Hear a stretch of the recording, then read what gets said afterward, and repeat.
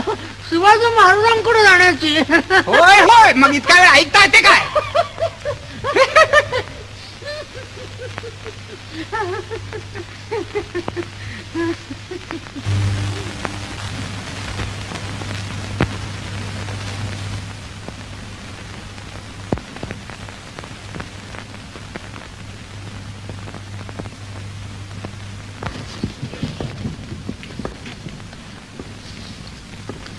बाळानो, घरी कोणी नाही का?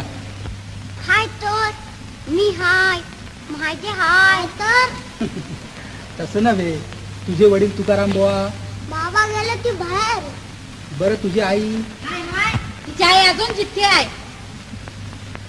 काय पाहिजे तुम्हाला? आम्हाला तुकाराम महाराजांचं दर्शन घ्यायचं आहे.